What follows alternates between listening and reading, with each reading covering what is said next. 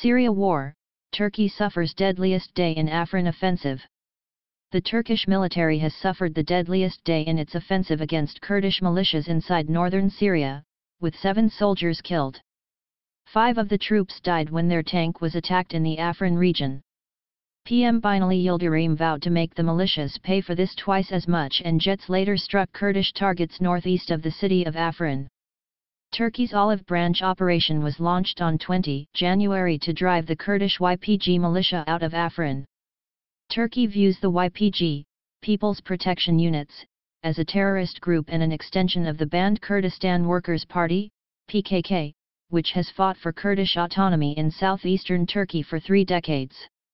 What does Turkey say happened?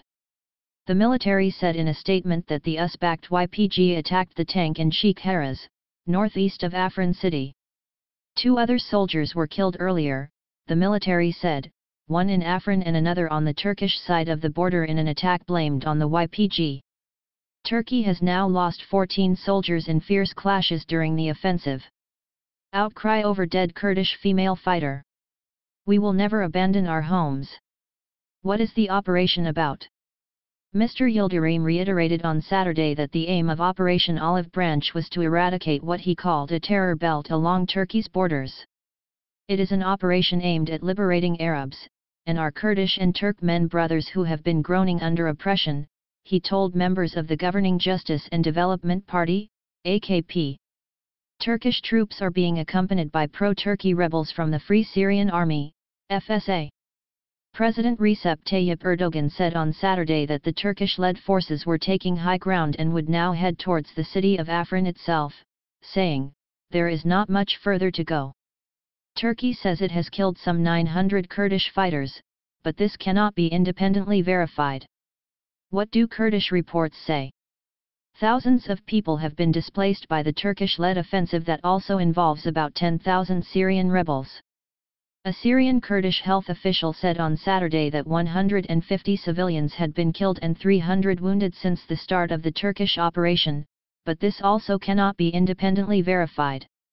The Turkish air raids and artillery shelling have been mostly targeting civilians, including women and children, Angela Rasho told Kurdish TV. She urged international monitors to come here and see the situation for themselves. What has been the international reaction? Western powers, including the US and France, are urging restraint. Thousands of Kurds protested outside the Council of Europe in Strasbourg on Saturday against the offensive. They carried banners reading "Erdogan assassin" and "Defend Afrin," and shouted slogans such as "Silence kills" outside the Council of Europe offices. One protester, Suleiman Akuk, told Agence France Presse, "We want to sound the alarm because the Kurds in Afrin have fought against the Islamic State and are being massacred today. The silence of the European leaders is deadly." A similar protest was held in Paris, with about 2,000 protesters marching from the Gare de l'Est towards the Place de la République.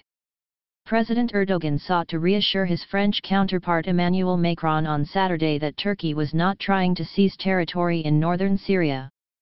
In a phone call, he told Mr. Macron that Turkey had no eye on the territory of another country and that the operation was aimed at purging Afrin of terror elements, the state-run Anadolu news agency reported. Mr. Macron riled Turkish leaders last week when he said in a newspaper interview that France would have a real problem if Turkey was engaged in an invasion operation. Separately, Human Rights Watch on Saturday accused Turkish border guards of firing on would-be asylum seekers trying to enter from Syria. A government official denied the accusation, saying Turkey had an open-door policy.